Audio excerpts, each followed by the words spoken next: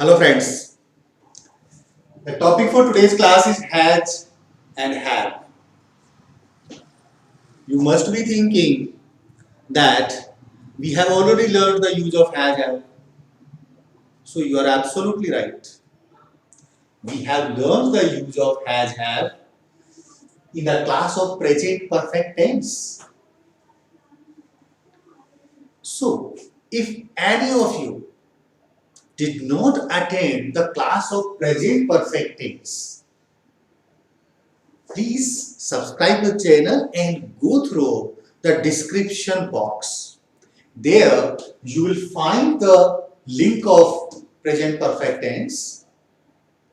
Click on the link, you will get there and you will learn the use of has have in present perfect tense.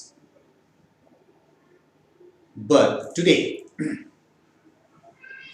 we are going to learn the very specific use of has and have in possessive sentences and in infinitive sentences.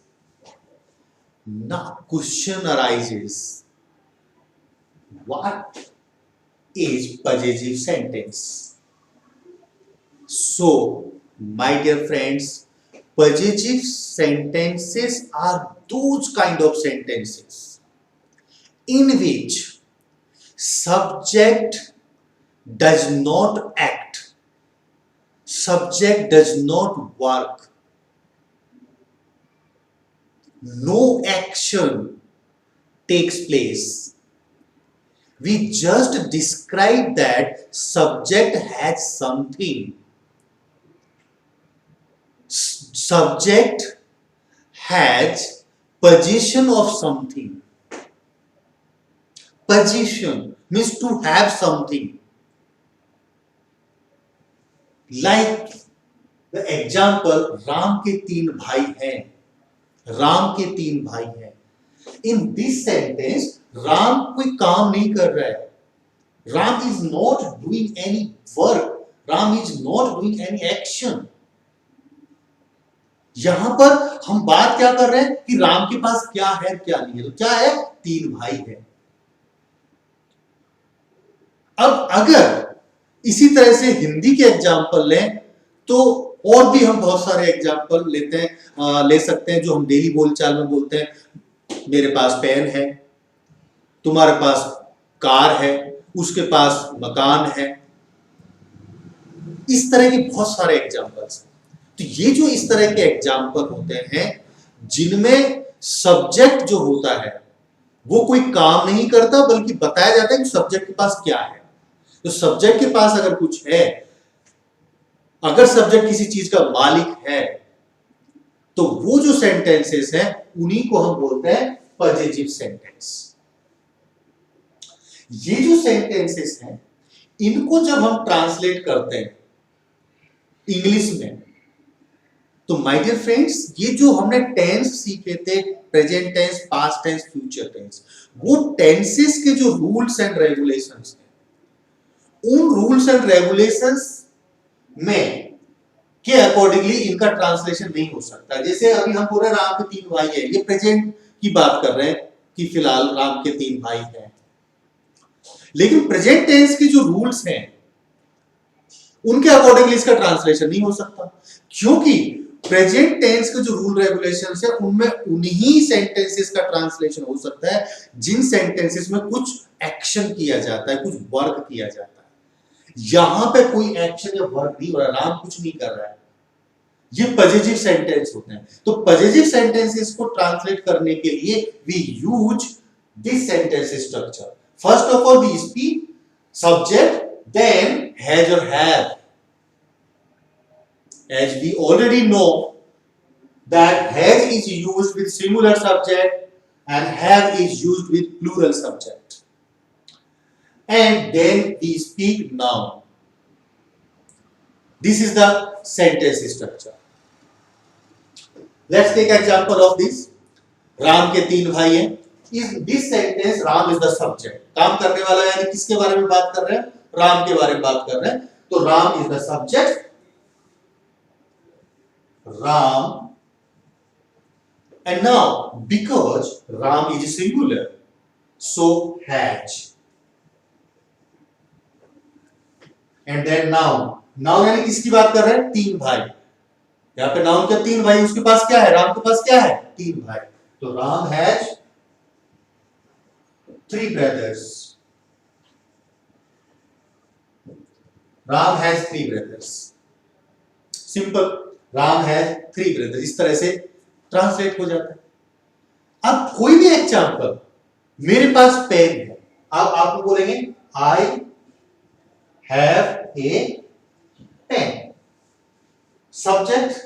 अगर आपने बोला उसके पास laptop है, ही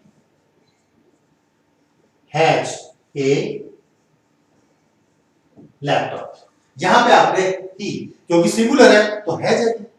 यहां पे आई plural है. आई आप जानते हैं, मैंने बताया था कि आई इंग्लिश ग्रामर में प्लूरल कंसीडर होता है. कुछ एक्सेप्शनल केसेस होते हैं, वो भी मैंने आपको सिखा चुका हूं. तो ही के साथ में has.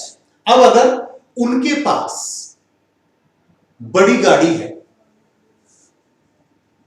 They have a big car. They have a big car. तो यहां पे आप देख रहे हैं, आसान है. सबसे पहले आप सब्जेक्ट कोई भी, अगर सिंगुलर है तो हैज लगा देंगे और प्लूरल है तो हैव लगा देंगे, और उसके बाद में जिस चीज के बारे में हम बात कर रहे हैं, जैसे कि पेन है, लैपटॉप है, बिग कार है, उसका लिख देंगे. सबसे पहले सब्जेक्ट, फिर हैज या हैव, फिर ऑब्जेक्ट यानी नाउन, किसके बारे में बात कर रहे हैं. इस तरह से हम ट्रांसलेट करते हैं. अब अगर हम अगला एग्जांपल लें जो कि नेगेटिव सेंटेंस है, मेरे पास कार नहीं है, ये नेगेटिव सेंटेंस है. Negative sentence we have already learn how to translate negative sentence और इंटरोगेटिव सेंटेंसेस. मेरे पास कार नहीं है, सब्जेक्ट आई, फिर आई के साथ हैव, आई हैव. अब बिकॉज दिस इज नेगेटिव, तो नेगेटिव में नॉट आ जाता है. हेल्पिंग वर्ब के बाद नॉट आ जाता है. उसके बाद में नाउन. नाउन क्या है? Car. I have not any car. अब यहां पे एक बहुत इंपॉर्टेंट चीज सीखने के लिए है, और वो क्या है? वो ये है कि ये नेगेटिव सेंटेंस जो होता है पॉजिटिव का, अगर इसको हम बोलना चाहे तो ऐसे, और दो तरीके और भी है, वैसे बोल सकते हैं. I have no car. I do not have any car. ये तीनों जो तरीके हैं, I have not any car, I have no car, I do not have any car, तीनों ही बिल्कुल सही है. तीनों ही को यूज करते हैं हम अपनी डेली कन्वर्सेशन में. तो तीनों आप कोई सा भी यूज कर सकते हैं, तीनों का यूज कर सकते हैं, या पार्टिकुलर जिसके साथ आप कंफर्टेबल है वो. यहां पे हैव नॉट बोला तो यहां पे आपको डिटरमाइनर यूज करना पड़ा कार के साथ में. और अगर यहां पे आपने बोला आई हैव नो कार, क्योंकि नो की जगह आपने नो बोल दिया तो कोई डिटरमाइनर की जरूरत नहीं, सीधा आपने नाउन बोल दिया. और जहां पे आपने हेल्पिंग वर्ब डू लगा दिया, अलग से हेल्पिंग वर्ब की जगह डू आपने लगा दिया, तब फिर यहां पे have any car, do not have any car. इसी तरह से अब एग्जांपल ले लेते हैं इंटेरोगेटिव का. क्या उसे अनुभव है? इंटेरोगेटिव है, तो इंटेरोगेटिव का you already know how to translate interrogative sentences. हम we just speak the helping verb before the subject. तो यहां पर सब्जेक्ट क्या है? उसे. उसे को क्या बोलते हैं? ही. इंग्लिश में ही सिंगुलर होता है तो हैज पहले आ जाएगा. Has he any experience? Has he any experience? पहले हेल्पिंग वर्ब यानी हैज आ गया, फिर सब्जेक्ट आ गया, और फिर नाउन ऑब्जेक्ट. अब यहां पे आप देखिए, जिस तरह से यहां पे मैंने बोला है कि आपको I have not any car, अगर यहां पे चाहे तो इसको भी हम उसी तरह से बोल सकते हैं does he have any experience, does he have any experience, यानी इस तरह से भी हम इसका ट्रांसलेशन कर सकते हैं। डज को अगर हमने हेल्पिंग वर्ब बनाई तो हैव बाद में ही आएगा, और यहां पर भी हमने देखिए डू को हेल्पिंग वर्ब बनाया तो हैव बाद में आ गया। तो ये दोनों ही तरीके सही, इस तरह से हम बोल सकते हैं। अब ये तो हुआ पजेसिव सेंटेंसेस का ट्रांसलेशन। अब हम सीखते हैं इंफिनिटिव सेंटेंसेस। इंफिनिटिव सेंटेंसेस हमने जो प्रेजेंट के इज एम आर, जो बी फॉर्म वर्ब था is am are plus infinitive जब सीखा था तो मैंने उसमें बहुत अच्छी तरीके से एक्सप्लेन किया था, डिस्क्राइब किया था कि what are infinitive sentences, infinitive verbs क्या होती है। यहां पे फिर मैं आपको ब्रीफ कर देता हूं कि इंफिनिटिव जब कोई भी वर्ब होती है उसकी फर्स्ट फॉर्म से पहले टू अगर हम लगा देते हैं, जैसे कि to go, to go, to play, to meet, तो इस तरह की जो फर्स्ट फॉर्म से पहले अगर टू लगा दिया जाता है तो ये इंफिनिटिव वर्ब बन जाती है। In fact infinitive is the part of non finites. We say learn non finites in coming future. यहां पर this is sufficient to know what is infinitive. Infinitive क्या है? वर्ब की फर्स्ट फॉर्म से पहले टू अगर ऐड कर दिया जाता है तो इंफिनिटिव वर्ब बन जाती है। और इंफिनिटिव वर्ब जो मीनिंग देती है सेंटेंस में वो हम अभी सीखते हैं, वो देखते हैं। मुझे अस्पताल जाना है, मुझे अस्पताल जाना है। अब ये जो सेंटेंस है ये देखिए, it seems that this is future sentence, this sentence belongs to future tense. Yes of course इसमें जो बात की जा रही है वो फ्यूचर की बात की जा रही है कि मुझे जाना है, मुझे खेलना है, मुझे पढ़ना है, मुझे ऑफिस जाना है, मुझे उसे फोन करना है। These all sentences seems to belong to future tense, but these type of sentences cannot be translated with the rule of future tense. How can we translate these? Let's learn. This is the sentence structure. First of all, we should speak the subject, English of subject, then has, then infinitive, and then object. तो इसका पहले का हम example लेते हैं, मुझे अस्पताल जाना है। इन दिस सेंटेंस मुझे is the subject and I को हम मुझे बोलते हैं, तो यहां पर आई और आई के साथ में हैव आता है, आई हैव। फिर आएगा infinitive. Infinitive means action word. तो इस सेंटेंस में अगर हम देखें तो एक्शन वर्ड यानी काम क्या किया जा रहा है, जाने का, एक्शन वर्ड। तो जाना गो बोलते हैं, आई हैव टू गो। अब गो जाना है, गो से पहले मैंने टू लगा दिया तो ये इंफिनिटिव वर्ब बन गया।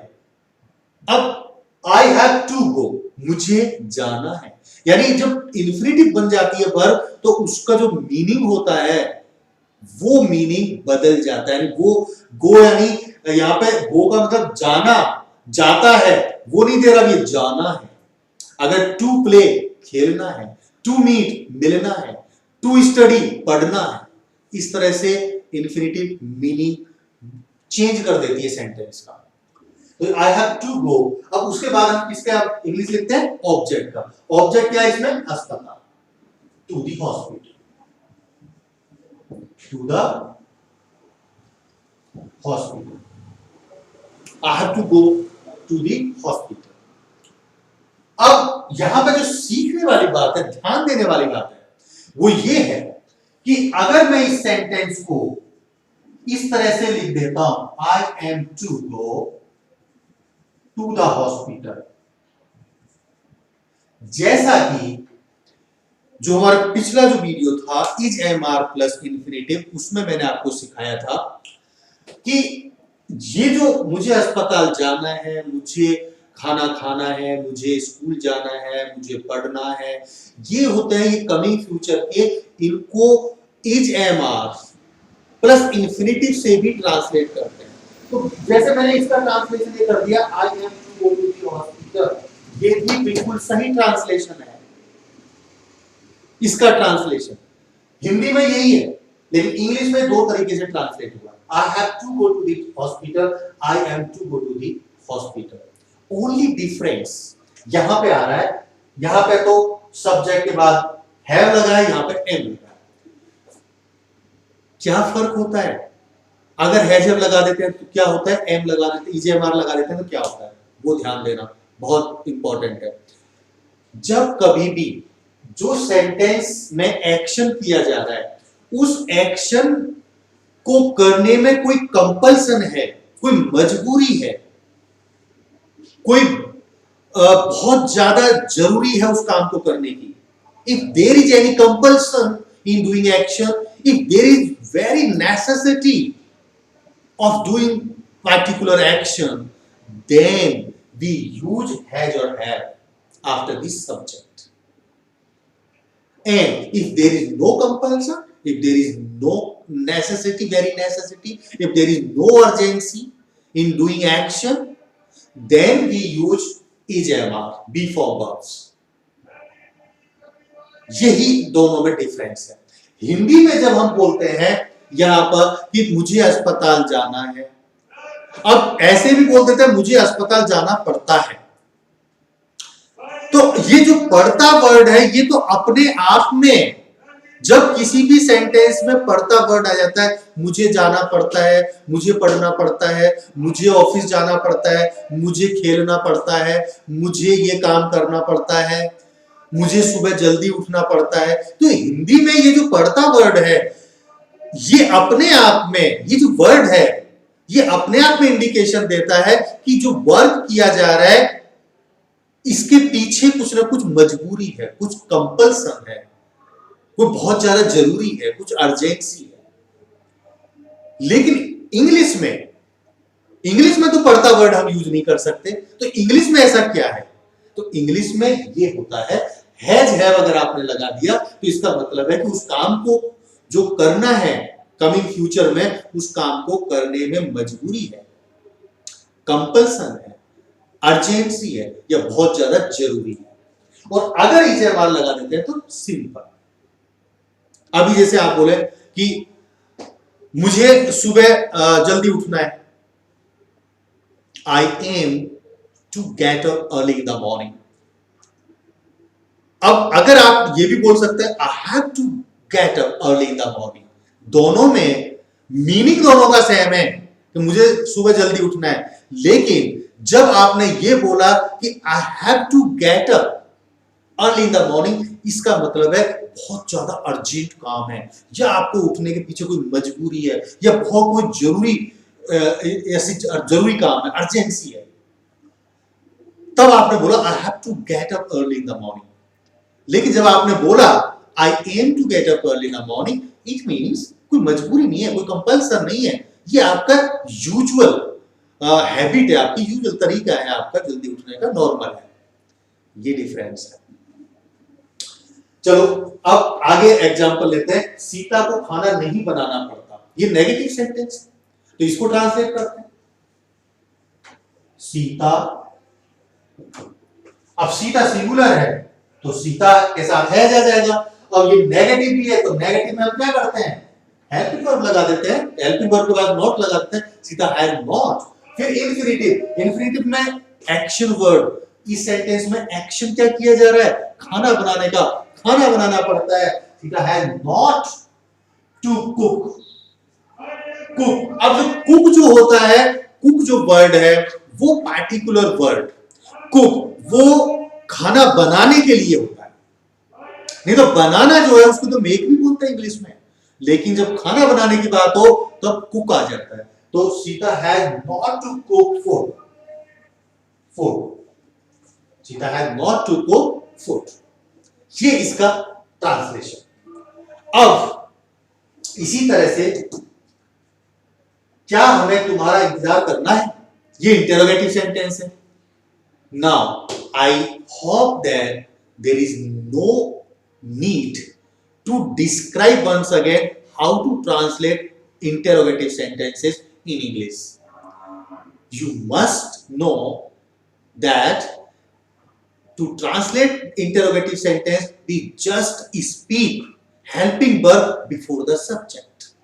Here the subject is हमें.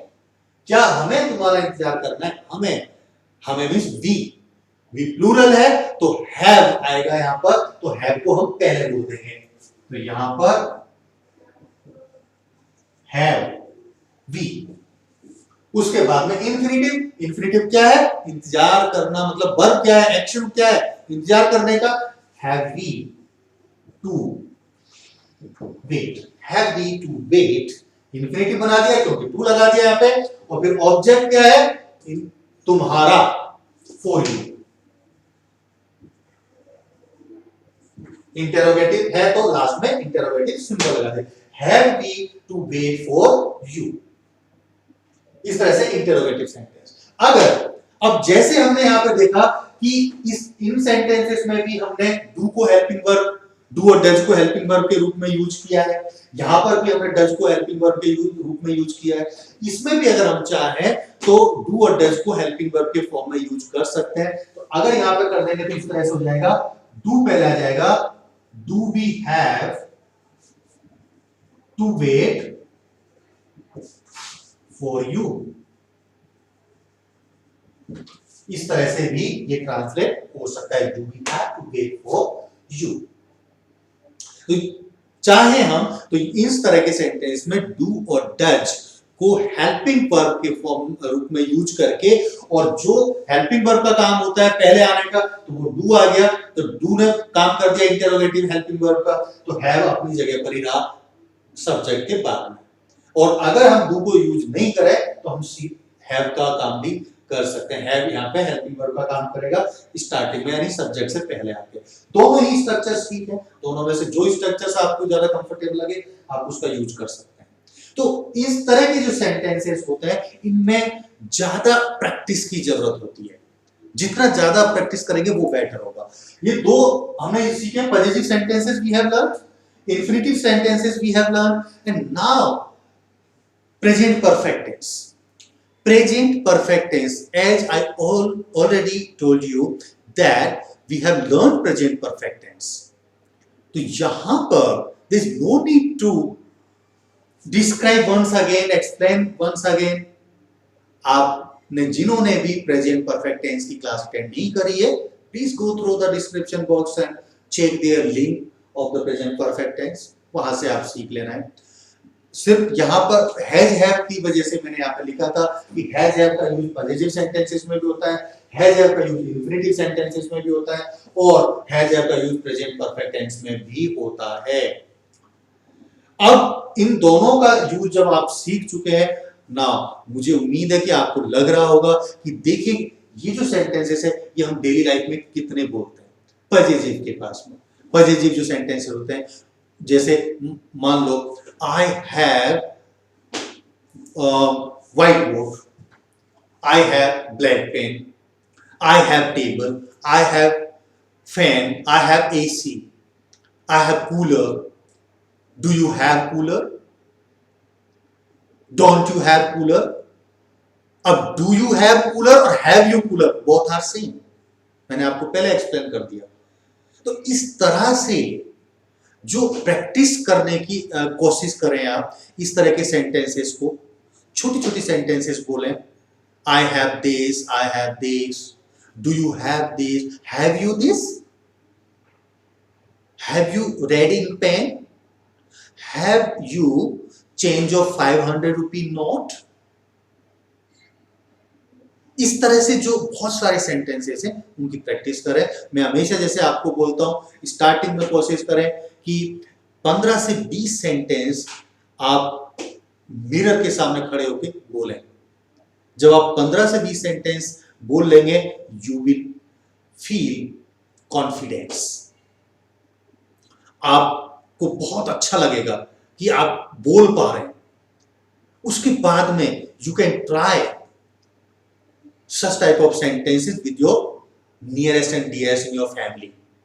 उनके सामने, उनके साथ. अब आपका जो टारगेट है, आपका जो मकसद है वो इस तरह के जो सेंटेंसेस हैं उनकी प्रैक्टिस करना है। तो जानबूझ के इस तरह की बातें आप छेड़ सकते हैं जिनमें इस तरह के सेंटेंस का यूज हो। जब इस तरह के सेंटेंस की बात आए तो you can speak the sentences in English. सामने वाले को ये बात थोड़ी पता है कि आपने जानबूझ के ये बात छेड़ी है, आपको पता है। तो you can speak this sentence in English. जब आप उनके सामने दो चार सेंटेंस जब बोल पाएंगे, then you can try speaking in with your other friends, with your other guys, other people, उनके साथ भी बोल सकता है। तो इनमें सबसे ज्यादा इंपॉर्टेंट है कि सीखने के बाद प्रैक्टिस करना। सिर्फ एक चीज सीख के फिर दूसरी चीज सीखो, फिर तीसरी सीखो, वो इंपॉर्टेंट नहीं है। इंपॉर्टेंट इज व्हाट कि आप चार की बजाय एक सीखें, लेकिन उसकी फिर प्रैक्टिस करें। That is important. दूसरा जो इंपॉर्टेंट बात ये है कि हम जो ये इंग्लिश के टॉपिक्स जो सीख रहे हैं, ये एक चेन में, एक परफेक्ट चेन के रूप में सीख रहे हैं कि किस चीज के बाद क्या सीखना चाहिए। जैसे हमने पहले टेंसेस सीख लिए थे, वो हमारे एक बेस हमारा बन गया, फाउंडेशन हमारी बन गई है। अब आप देख रहे हैं कि हमें बहुत, जिन्होंने शुरू से जो क्लासेस अटेंड करी है, आप में से जिन भी व्यूअर्स ने, उनको बहुत अच्छा फील हो रहा होगा, उनको बहुत सारी चीजें पहले से पता चल रही हैं कि क्या बात कर रहे हैं। जैसे मैं बात करता हूं अफर्मेटिव सेंटेंस की, नेगेटिव सेंटेंस की, इंटेरोगेटिव सेंटेंस की, तो उनको पहले से पता है कि ये क्या होता है। उनको ये भी पता है कि इंटेरोगेटिव को कैसे ट्रांसलेट किया जाता है, नेगेटिव को कैसे। तो चेन में सीखना बहुत जरूरी है। तो जो भी हम क्लासेस लेंगे, हमारी जो कमिंग क्लासेस होंगी या कमिंग वीडियोस होंगे, वो चेन में होंगे। तो ये भी जरूरी है कि आप उनको चेन में ही सीखें, एक के बाद एक सीखें। अदर यूट्यूबर्स की तरह अब हम जंबल्ड में नहीं सीखेंगे कोई भी चीज, कि कभी भी कोई भी टॉपिक की क्लास ले ली या वीडियो बना दिया और सिखा दिया। No, not at all. हम हर चीज को एक चेन में सीखेंगे, परफेक्ट लूप में सीखेंगे। तो आपसे इसी के लिए मैं रिक्वेस्ट कर रहा हूं कि जिन्होंने भी सब्सक्राइब नहीं किया है चैनल को, वो सब्सक्राइब करें, ताकि आपको फ्यूचर में आने वाले वीडियोस का बेनिफिट हो पाए। और इसके पहले के जितने भी वीडियोस हैं, वो भी अगर नहीं देखें तो वो जरूर देखें। तो इसी के साथ में आज, please allow me to over the class. Definitely we shall meet very soon. Thank you very much. Thank you guys.